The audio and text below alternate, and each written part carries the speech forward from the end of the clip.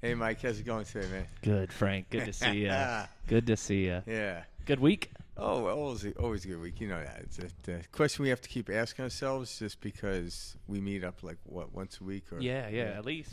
But yeah, really good week. A couple of interesting things happen always. Yeah. But, I told you I had quite an interesting week. yeah, it's It's so here, funny.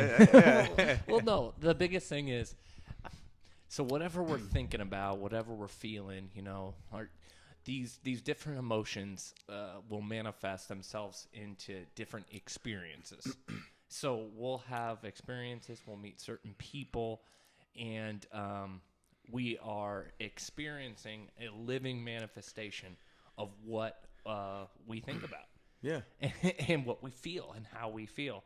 And so it's so funny. I work in real estate, so when I meet tons of people, different buyers, different sellers, get calls from all sorts of different people, referrals, and I've run into the most interesting people that I never thought I would ever come across. Well, because you're interesting. I appreciate that. I appreciate that. I really Yeah. do. But it keeps life so interesting and so fun.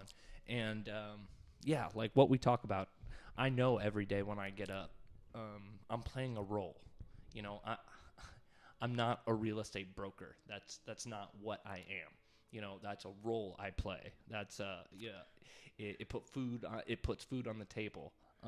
It, Even though the table is an illusion. yeah, even though we're fully aware that no matter what, Yeah. we live abundantly, and that there was never food not Yeah, on the table. it's part of the play. Yes, Yeah. exactly. So it's fun to get wrapped up in that role, and have the ups and downs and obstacles, of being a business owner.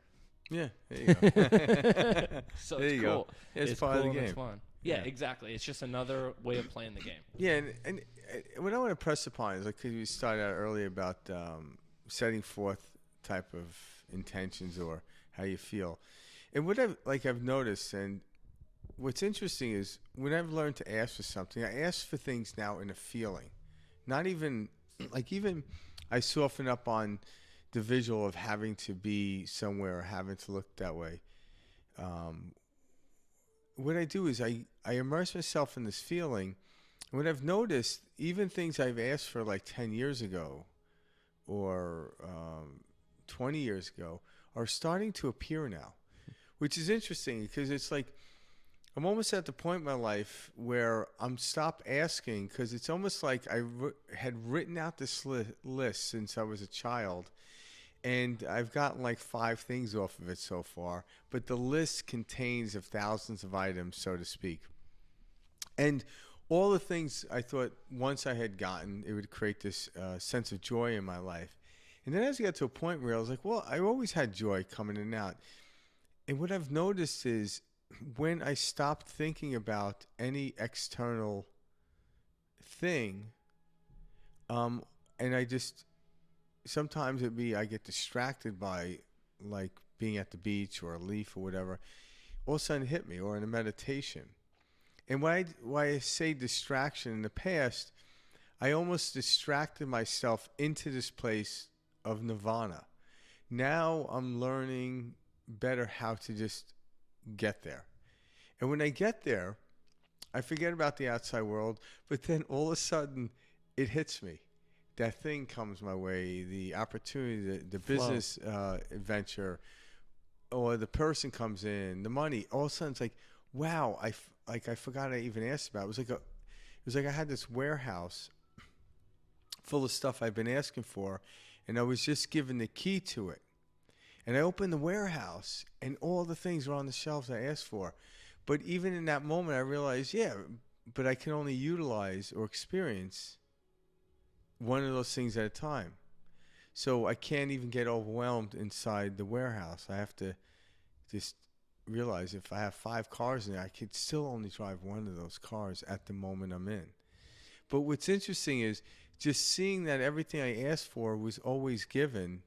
I just never had seen it was everything. I might just go back and close the door to that and not necessarily need anything, but just knowing that it was always given, it means it works.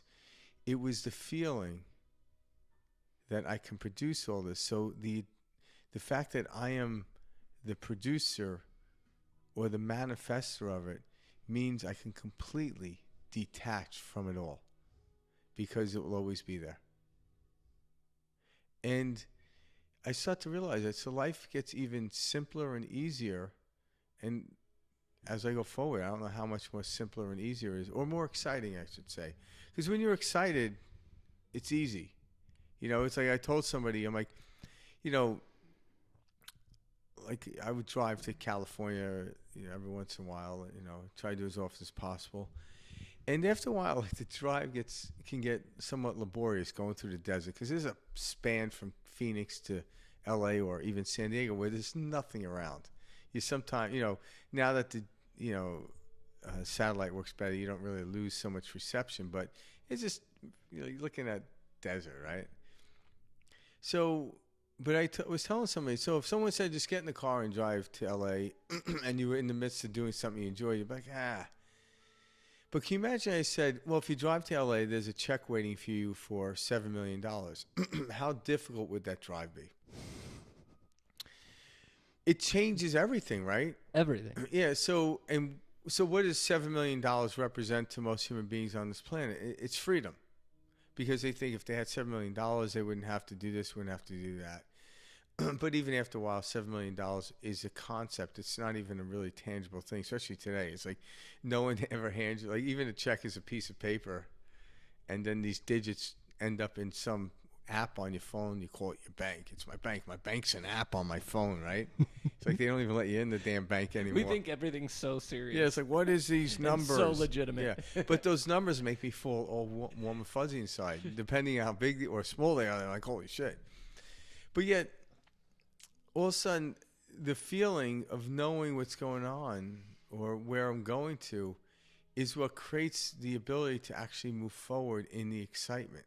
So knowing that you are not just heading towards this, you know, in this analogy I use to LA, you are actually the check itself. You're the writer of the check.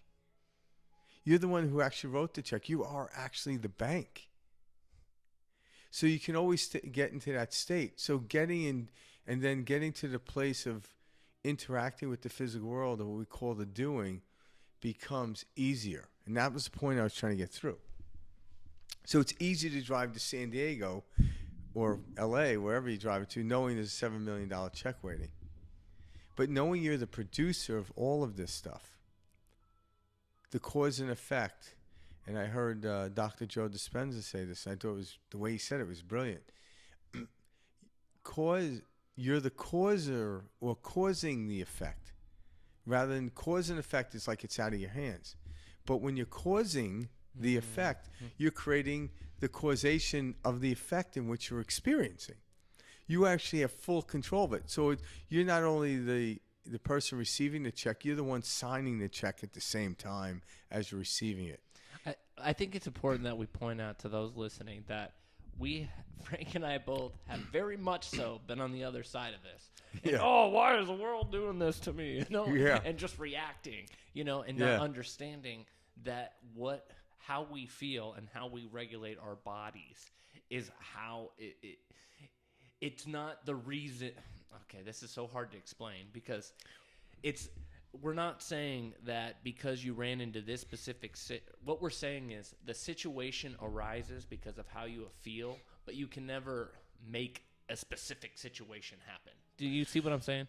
Yeah, you can actually visualize it, and sometimes the visualization could come damn right accurate. I guess what I mean is but it's like you said, what the fun is actually having the feeling and then watching something arise even grander than the imagination actually even imagined. But like, I guess what I mean is, okay, so you're in a upset mood, down on the world, etc., and you're in this grind. What else can go wrong? Yeah, and you're experiencing, this person who cuts you off, and that person, it leads to a situation where you rear-end someone. Yes, ultimately, you're creating a stressful experience is what we're saying. We're not saying those cars all together that morning, called each other in a line to hit you. We're not saying. People get wrapped up in the very specifics of this, saying, "Oh, because I was upset, that's the reason I got in this accident." And it's like, the world is trying to. The world is giving you each experience that you'd like to have, and I shouldn't say like to have because we don't understand that it's not a like. That you are. But we're choosing to experience. It's a mirror image of how you're feeling. Yes, so it's a reflection. If your hair is a mess and you stick a mirror in front of you, it doesn't undo the mess. The hair is still a mess. It's just a reflection of how you're looking at it. People are like, "Oh, I'm so anxious and I'm so uptight and I hate the day." And I go, "Well, how can you expect to ever experience a good day or a good experience when you're uptight? You have acknowledged that I am this. You have definitively defined yourself, as anxious or as this. And these are all character traits that you're latching onto. None of those are anything of what you are. You're not a physical body. You're not a mind. You're none of this. You are the awareness. You are the soul. Buddha said it best. Buddha said, he was over for dinner the other night, by the way. Oh, I love hanging out with Buddha. He eats a lot, that guy. Trust fund kid. Trust fund kid. But Buddha's awesome. Yeah. He said, I don't want to butcher it, but I butcher things all the time. You are not a body. You have a body. You are a soul. Okay? So you are a soul, Your body's actually contained within the soul, if you can conceptually see that. People think there's a soul inside my body. Well, think about your body, and the soul is this bubble around your body. Yeah, there you go. The body's in the. I like how you said bubble because the soul is that visual. Space. Yeah. Well, when you hear different teachers or different people talk about consciousness, they talk about this space. And I remember always being like, what the hell is that space that they're referring to? What is this? And then when I felt it, because truly a lot of this you have to feel to know and, understand. But the space is you becoming the awareness and being able to witness the thoughts and feelings that you have and see, wow, I am creating. I am not the person that these experiences are happening to. And that's the space we're talking about. You are the awareness to the different situations that are playing out, and you understand that whatever meaning you're assigning to it or whatever story you give it and you latch onto, whether you detach or attach to a story, that's the only power. So we walk around in this world giving so much power to certain things like politics, family,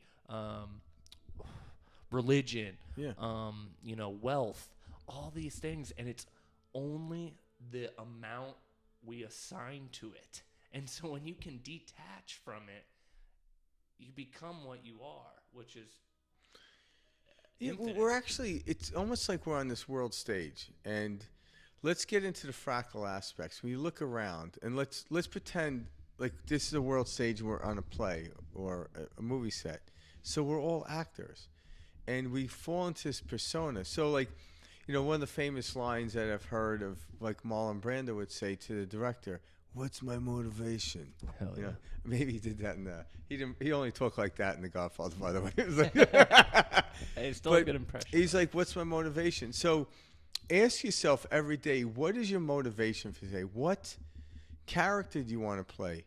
And actually play it. Get into it. So a great actor knows they're acting, but there's a point in their performance when they forget they're the actual actor or actress, and they fall into the character so deep that they forgot who they are outside the character. So what we would consider the actor or actress. Let's dive into that, though. So what we're talking about is being caught thinking you're your character. So people are right now thinking, oh, I'm this, oh, I'm that. I'm an anxious person. Oh, I'm an introvert. Oh, I'm fat. Oh, I'm skinny. Oh, I'm slutty. Oh, I'm this. Whatever you want to be, people attach to this. Slutty? You know what I mean, though? Like, these are thoughts that go through everyone's head. And so you're creating a character in your head, and you're dragging it with you throughout life.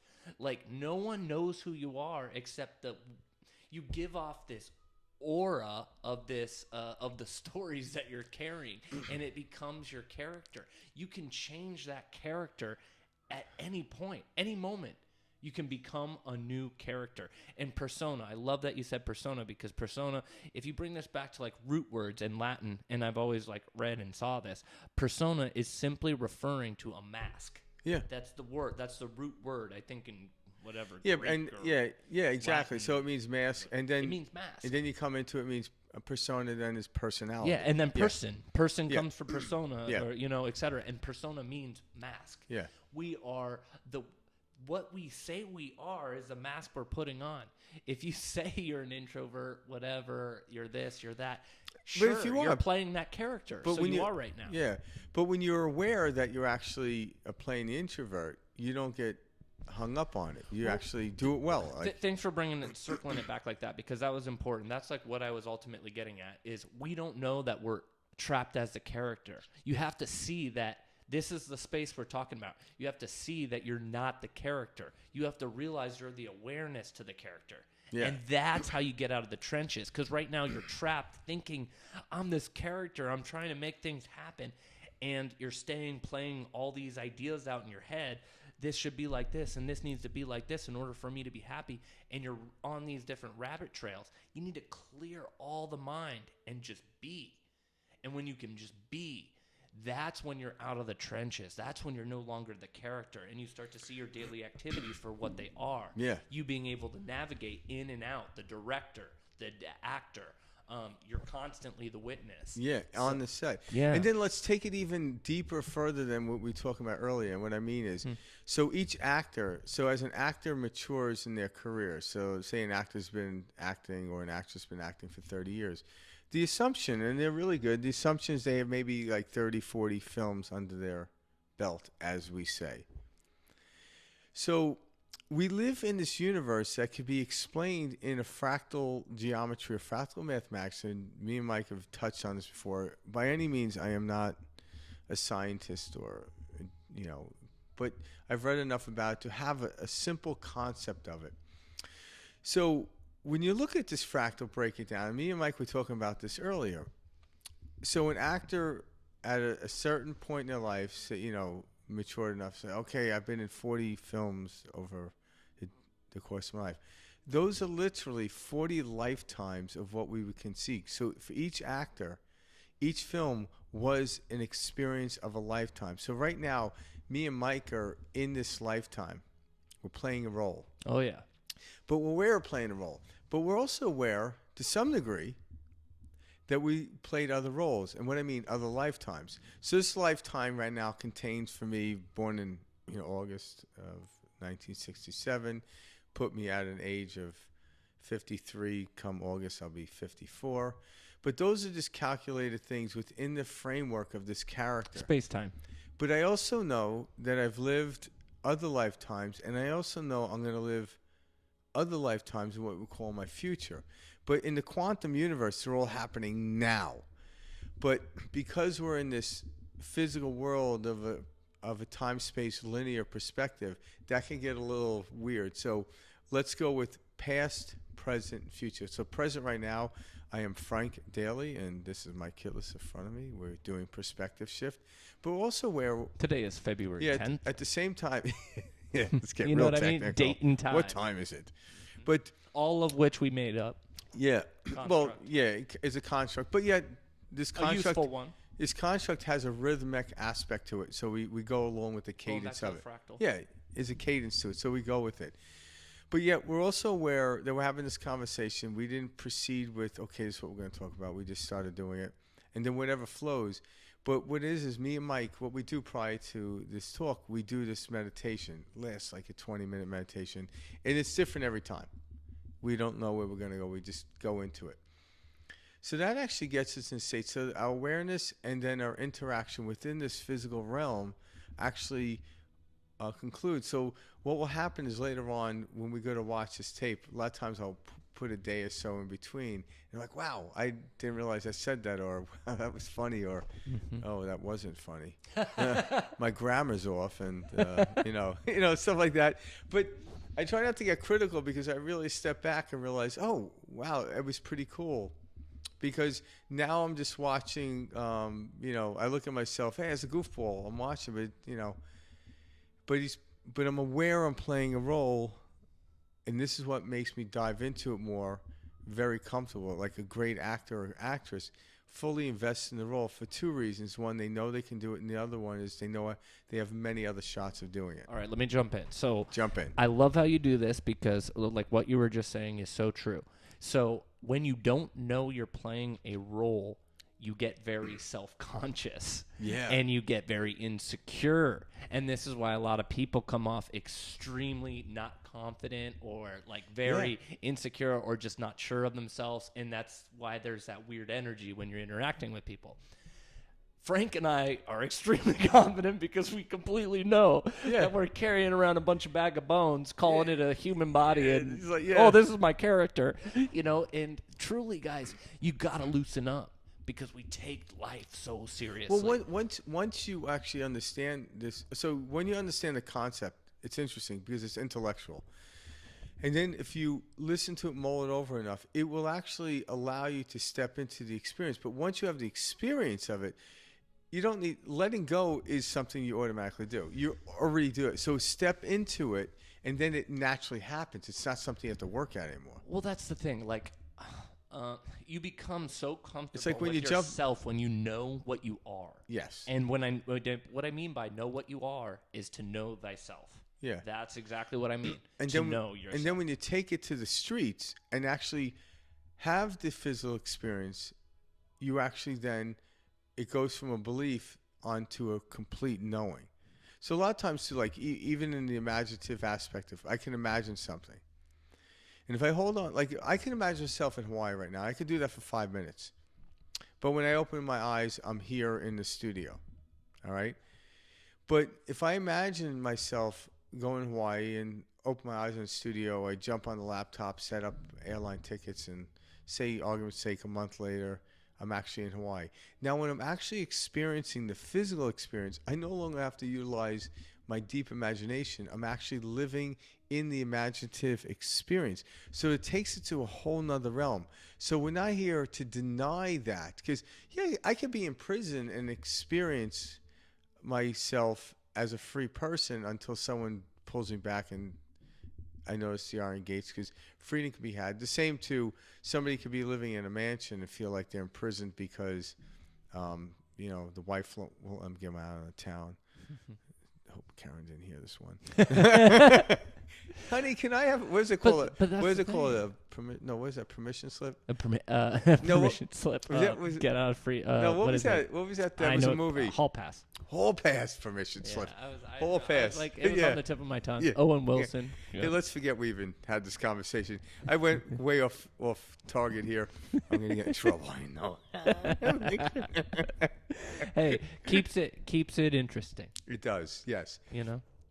But I think that like what we're getting at is really, really the core of everything that we talk about. Yeah. Because to know that what our experiences are really just a reflection of how we feel inside is like the simplest way to put it. Yeah.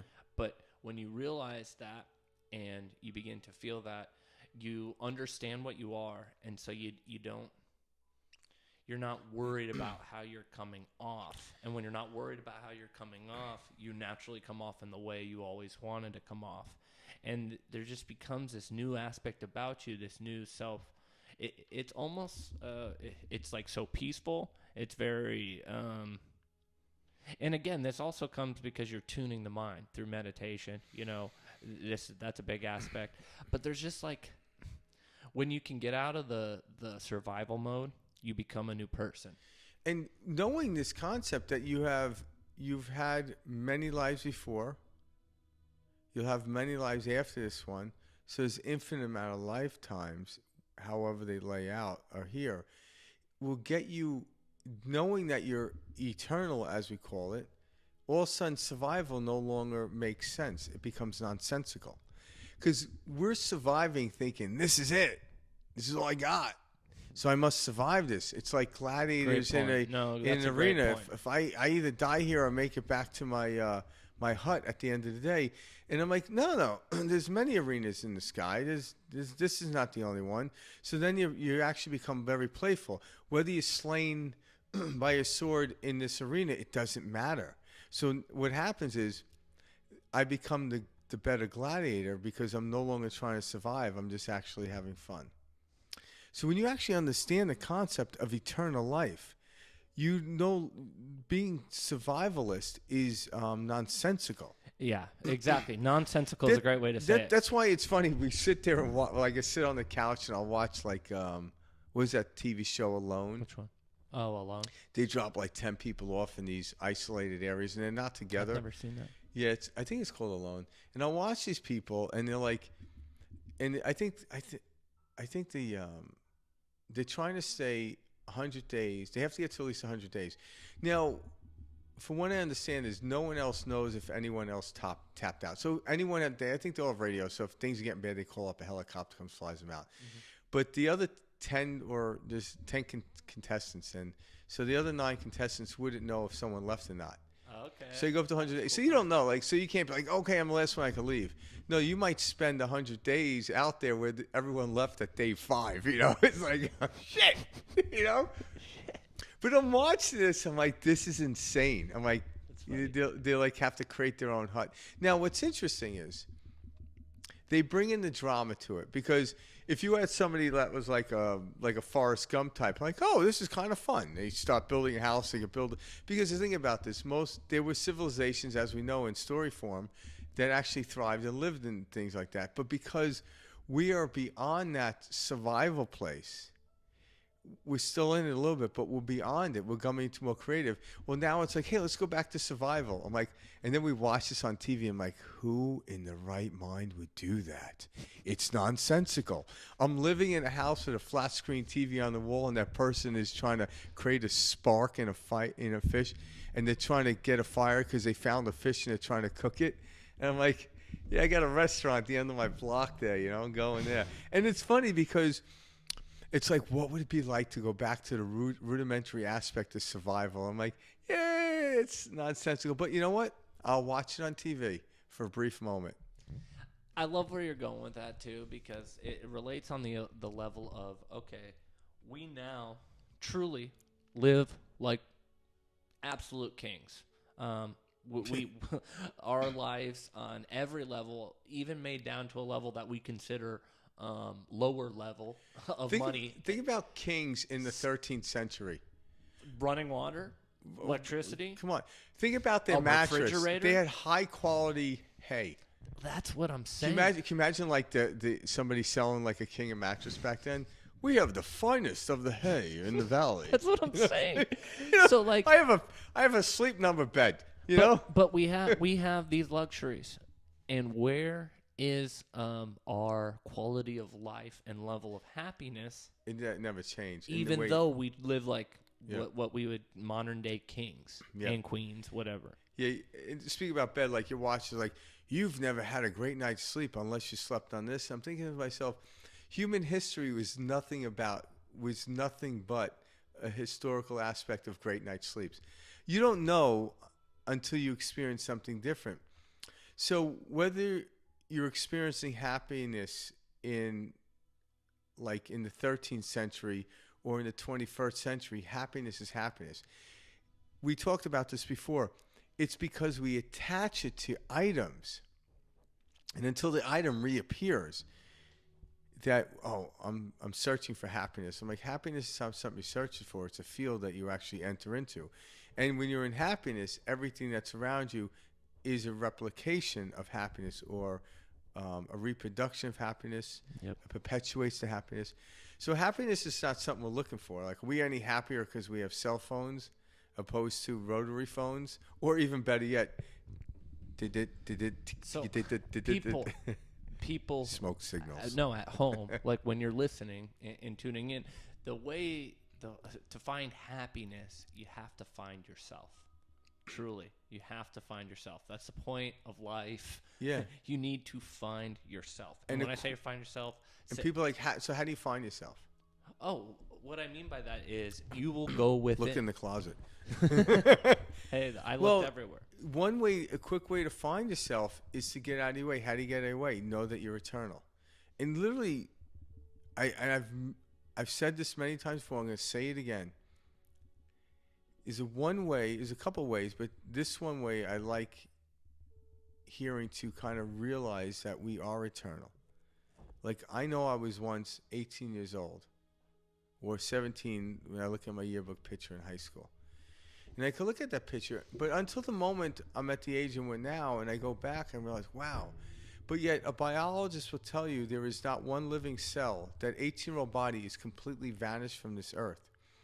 Those cells there replicated, gave birth to these new cells now that bring me into the field in which I call 53, many years out of high school. So I'm aware that that 18-year-old body is no longer walking this planet, but there's something that's in this body that was actually in the 18-year-old, that was in the 8-year-old, that was in the newborn. It was the witnesser. And that witnesser spans those, say like I once someone said, there's a good chance you lived 1,000 lifetimes. I'll take their word for it because I don't count much. I'm like, yeah. I'm not into that. Like, I was like, how many girlfriends? I'm like, let's not get into that. You know, it's just, I forget. You know, it's like, why are you asking me that question, right? I don't get that, right? You sub like, oh, how many people you been dating? You know, it's like, I'm like you. You're the only one I've ever dated. I'm a 40-year-old, 50-year-old virgin. Right? Hell So yeah. it's like, Hell yeah. but so I heard like, yeah, you probably had 1,000 lifetimes. I'm like, okay, that's pretty cool. But right now, the lifetime I'm in right now, the present moment, is all I really concern myself with. But knowing I had 1,000 lifetimes conceptually, knows that I have 1,000, continuously or whatever, or infinite amount, allows me to stay present. And when I'm present, that is who you are. That you slip into it. But if I think I have to search for something better, I forget who I am, and I continue searching, so I play the game of hide and seek. But you realize you're the one hiding, No, and what are you seeking? Because you are it.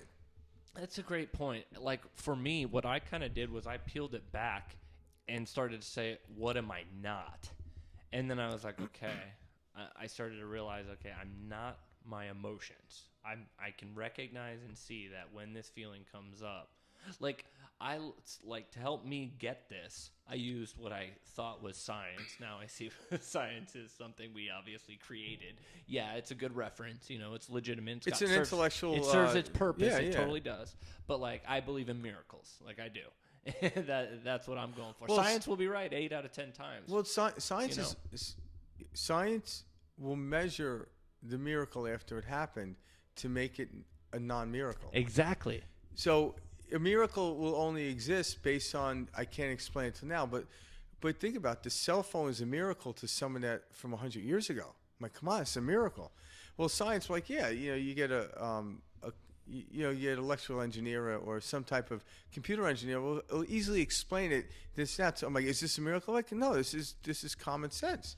But if you were Einstein, like Einstein, when he, it was in 1905 when he came up with E equals MC squared. There certainly wasn't any cell phones around.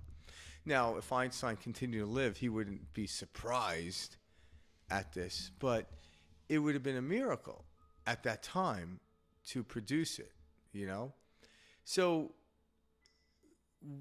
what Mike is saying, and I'm not putting words, I hope I'm not putting words in his mouth, what a miracle is what hasn't happened that we haven't experienced as a collective consciousness. I believe in miracles. Everything else has already been done. I believe in miracles. And science can only measure what has been done. Now, the quantum field gives us the ability to imagine infinite possibilities. But yet, until we actually have the experience and bring it into fruition, there isn't a scientist that could bring it into a lab to measure it. It has to be already brought into the physicality. And once it is, it's old news. When we were talking about, I recognize how I kind of learned what I am to get going with this was I thought about, okay, so the body, right? Is what our brain is and how our brain and what is it interpreting. Okay, so it's really just an electrical signal, and then it's a release of a chemical, and then we have assigned a feeling and an emotion to that chemical drip or whatever, or that electrical impulse, And that's what we're calling reality. And so when you can start to recognize that you're assigning things to certain feelings, and when I say feelings, I mean sensations, thoughts, and you begin to detach from those meanings, you start to see life for what it is. And you understand life is what you assign to it, what meaning you put to it. Because in that moment, you could shift to whatever emotion you want, and then that will be the driving force in what you see, and what you feel, and what you experience. And what Marlon Brando would say, what's my motivation? But you know what I mean? Yeah, you give yourself the motivation. This is how you start to see it, is you're like, from a scientific view, you start to see, okay, yeah, my brain is just a signal. And then that signal is something I've felt. And then what I assigned is how I'm experiencing it. And you start to piece this together, and then you click, and you're like, oh my goodness. I've been playing against myself my whole life. Yeah. You know? So you're pushing your mind into checkmate. Yeah, you've been in cause and effect. Now, when you understand is you're actually causing the effect. Yeah, exactly. Dr. Joe Dispenza says. You are causing the effect. So now it's about, and when you're causing the effect, you're in actually what we call creative mode or... Flow. Yeah, flow.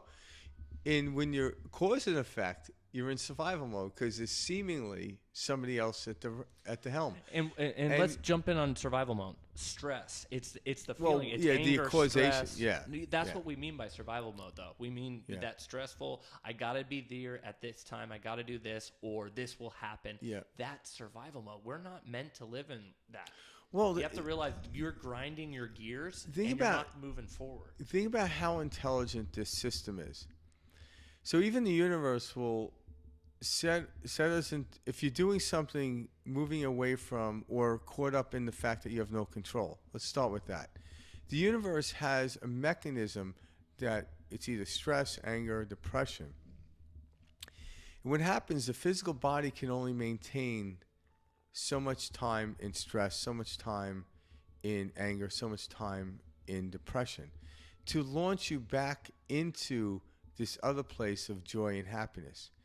Because people are like, I'm always depressed. I'm like, well, you really can't always be depressed because if you are, you wouldn't know what depression felt like. You need an adversary, or you need a contrast, I should say, not necessarily an adversary, but a contrast to actually know that you're depressed. And what is the contrast of depression? Well, it would be in the realm of happiness. What it is you're trying to get to is, how do I control and utilize my depression to get me into happiness? So as we come to understand this, using these what we consider to be negative emotions to get us back on track, it literally shows the highly intelligent aspect that we know very little about, but don't really need to know too much about how intelligent this universe is. That it's always and forever working in our favor to get us to go where we want.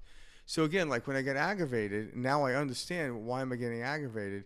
It's simply because you're thinking differently or feeling differently. Your thoughts and your feelings are different to where you want to move on to. So it's literally recorrecting, just like you're in your car, and if you made him got distracted and started heading south rather than north.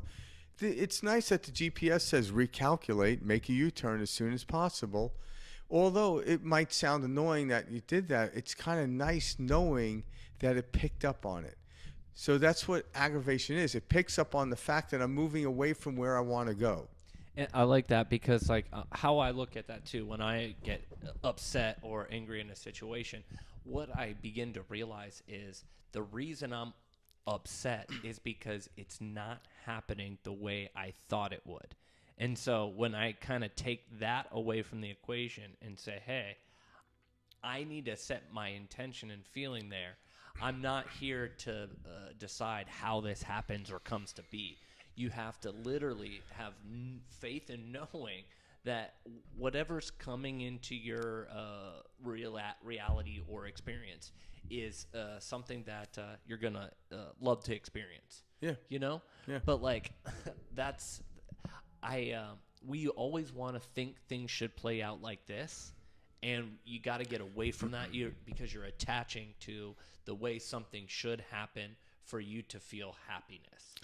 Yeah, and think about that. So, how do you know it's supposed to be this way? Because before, when you were in this field of happiness or excitement, you what I call reverse engineered it and said, "Well, this happened. So if this happens again, I'll have the same experience." I'm like, "No, that's actually replication." I'm like, "You're just bringing something old into the future and trying to pretend it's new."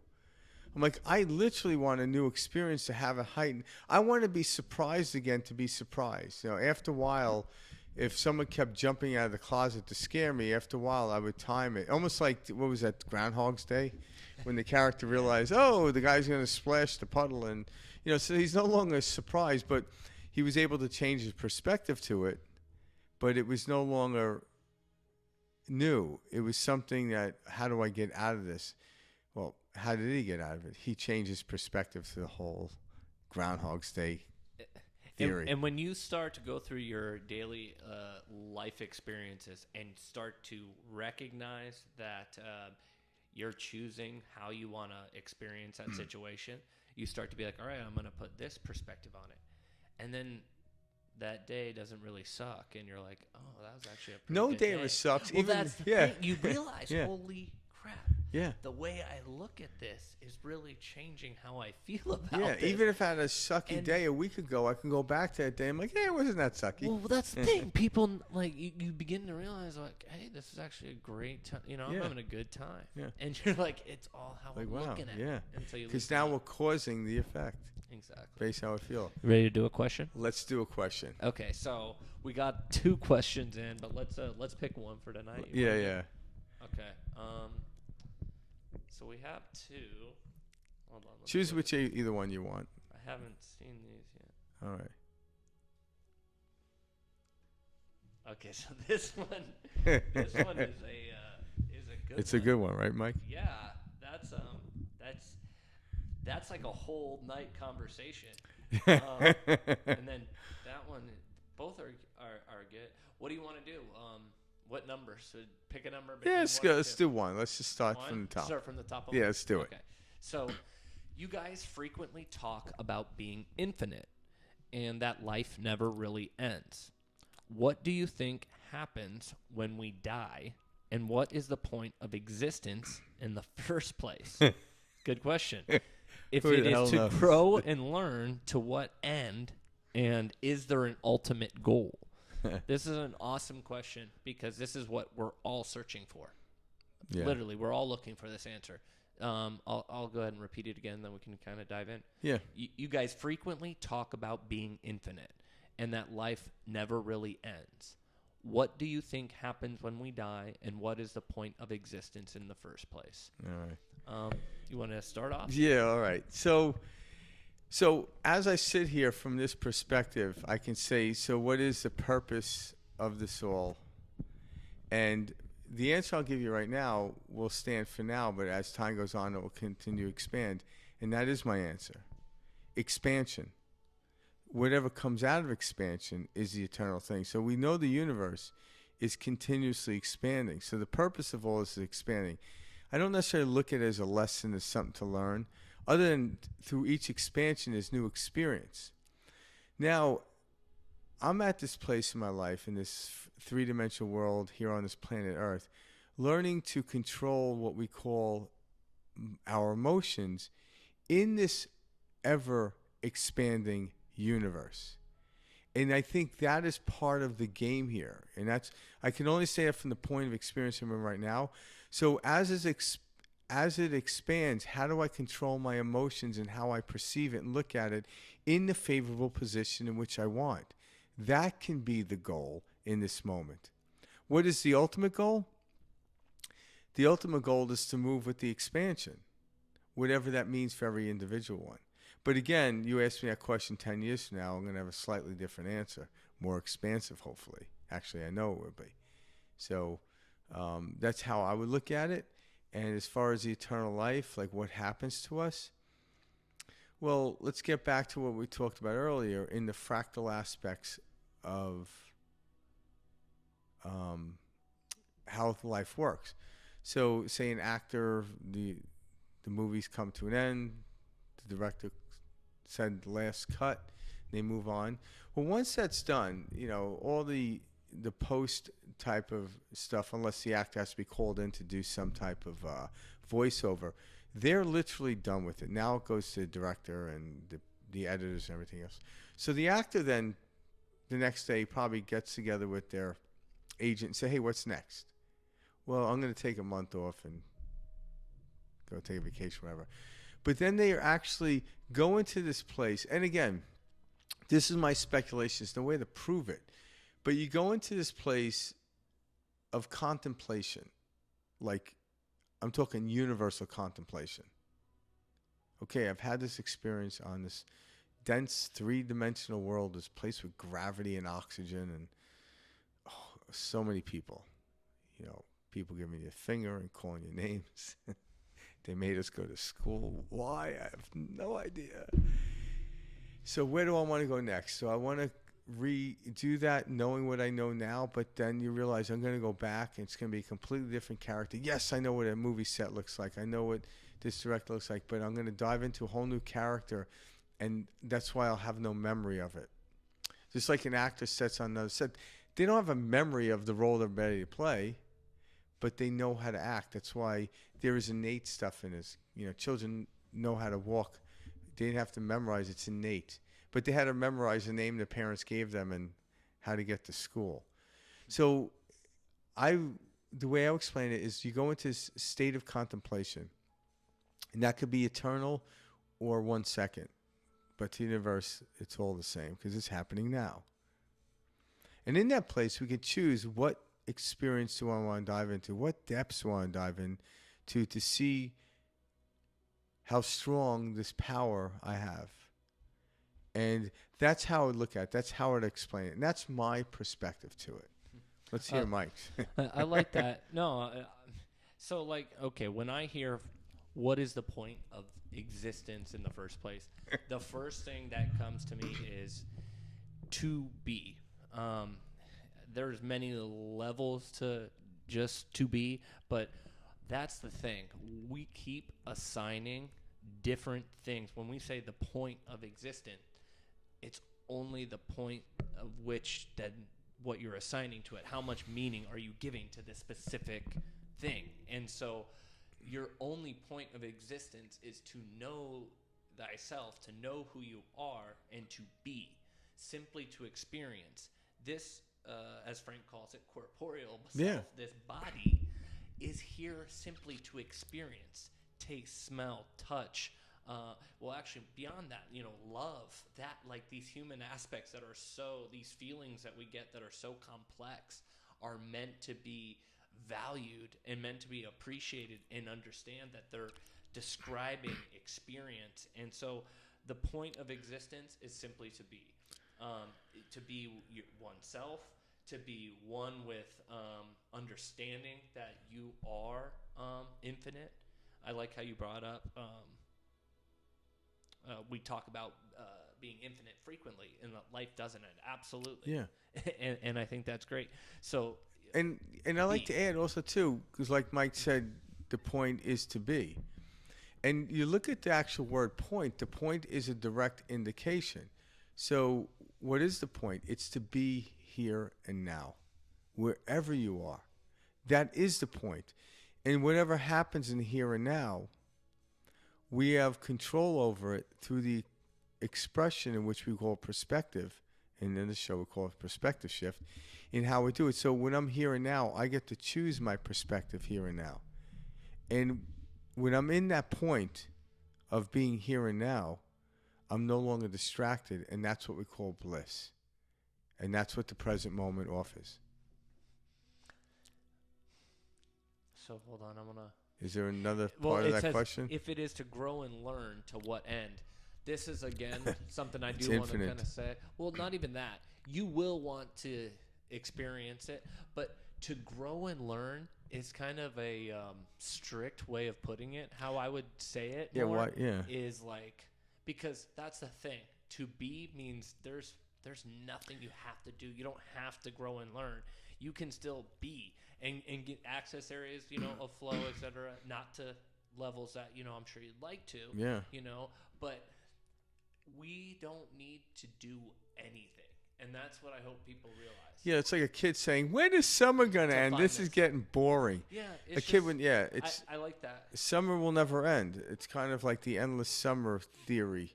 Because it's not to what end, it's more like, I hope this never ends. Thank you. Yeah. You just turn that, reverse it, because that's it. That's you don't how I want it feel. to end. It's the endless summer is how I look at it. Yeah. Yeah. To think of it to what end is something. But that if you're has like if you're asking this from a viewpoint of dread, it's like life's eternal. This is never gonna end. yeah, but like to grow and learn. But like if you're it's more like if you're having fun, I'm like, oh, this is never gonna end. Mm-hmm. It's a whole different emphasis on how it is. So yeah, it could be dreadful if you're having a dreadful, like, when will this end? well, like a lot of people Never. feel that way, Some people do. They A lot drag of people and are carry waking through life. up to experiencing excitement. Oh, absolutely. Yeah. It's just like you'll always want to keep learning because people will talk about this in different ways and it blows your mind and you're like, oh my gosh, I never thought about it from that perspective. Or, yeah. And it's beautiful. Or you'll watch a movie and the way that they made the movie, and it has nothing to do with consciousness or the subconscious or these elements, but it really does because everything does. What you experience during that movie, it speaks to you in this way that moves you, and you begin to find beauty in everything because you realize you are everything. You are infinite. Yeah. And think about the person whomever written this question, and it gets back to them. Hope this answer gets back to them. Have you been in any time done with learning? Get back to the fractal aspects of what I talked about. Are you ready to move on? But what are you moving on to? Something new to learn. So the answer is actually in the very question. A lot of people answer their own questions without ever realizing it. Well, that's the thing. You always told me this, and I loved it because this would help me so much. If you're asking the question, you know the answer. You know the answer. It never ends. That's the reason you're asking the question. You're just looking for that exterior reflection. The cool thing about this, it's not like God is like, pay attention. This is going to be on the test. It's like what do you mean it's going to be on the test? What test? On Friday, there's going to be a quiz. By the way, we're joking when we talk about God in that sense. We we understand God as the formless, because well, it's we'll make those jokes because it's important. We're Westerners. We're Westerners. That's what we grew up with. We live in Arizona.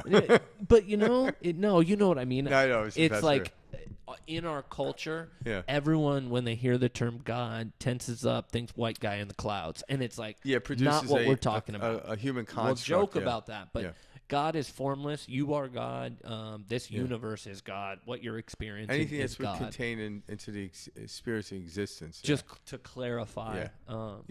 That's funny. Hold on, Frank. So, is there an ultimate goal?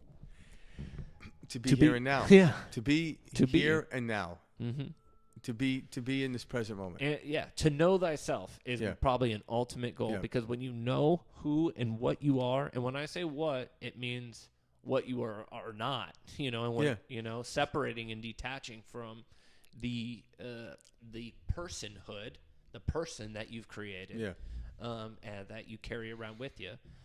That should be an ultimate goal because that's when you become the awareness.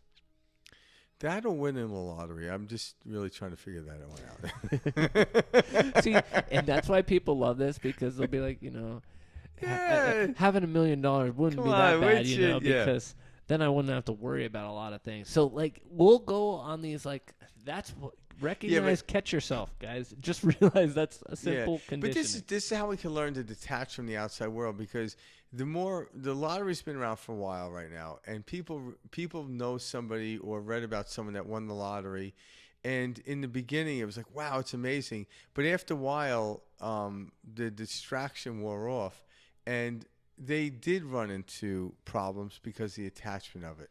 So it isn't the end all. What the end all is. It's starting with the field or feeling. If the $1 million or lottery shows up, so be it. It's just an expression. But if you're waiting for that, and it does happen, you get excited and you're like, oh my God, I won the lottery. I'm set for life. I'm like, set for what life? You're going to have experiences. Now you might be doing things that you couldn't do, and they'll distract you, but that can help you dive into the physicality and hold on to the physical world more, to only come to the demise of realizing, well, even that money's fleeting. Because if someone gave you $100 million, you can't maintain the $100 million. It's got to always be spent. And, most people are like, well, I couldn't spend $100 million. But yet there would be this nervous attribute when it went from $100 million down to $90 million. If you're attached to it. But if you're not, it's like, yeah, so be it. I had $90 last week. Now I got 90 million. Who gives a shit? But yet you're going to have experience. It's going to be joyful because the joyful came first, and then the outside world produced itself. And Frank nailed it, man. It's recognizing the attachment that we're giving to everything. Yeah. To everything. Loosen up and let go of it. But it doesn't mean it disappears. No. Like the analogy I use is like if you had a dog and you really wanted to embrace yourself with your dog named Rover, you would have to detach it from the leash in order to play a game of catch and fetch. But if it was on the leash, you squander it. You really have no experience. So you take the ball and throw it. Now you're fully doing it. But there's no attachment. But yet you're being one with the dog, one with life, one with whatever it is. You're becoming one with the Ferrari when you detach from it. But when you don't, you're worried about some asshole parking too close. And so you're that guy that, needs to put a moped so he could park and then take the skateboard or whatever to the store because it's too, like, why don't you park closer? And I'm worried about someone scratching my car. Yep. And it's like, wow, And I say that because I used to be that person. That's funny. Now I was like, why are you parking? I'm like, yeah, I need the calories burned. There you go. And I still don't trust the way people drive. That's it. But that's something I have to overcome. Yeah. We're all overcoming stuff every day. Yep. That's the point of what as we're we going let go. Every day you start to realize that everything is kind of just head chatter, and it gets easier every day, and you become so much more comfortable. Yeah. In just knowing that everything will be. Yeah, the head chatter will continue, but you no longer grasp it. But it's a different type because it no longer, you no longer think it's you. Yeah. You understand it for what it is. You allow it to just be, and you start to experience a whole nother kind of level of life. And that's what we want and know everyone is capable of having. And that is the reason why Frank and I do this talk. This is something we have experienced in our daily lives, and we want to share it because this is, we love this. Mine and Mike's quest is to continuously to shift our perspective. Yes, absolutely. There is no other way to live. Yeah, and I hope we tackled that question well enough. All right. Awesome. Well, thanks for tuning in. Yeah, tune in. All right, Mike. Another great session today. Absolutely. We'll see you next week, guys. You got it.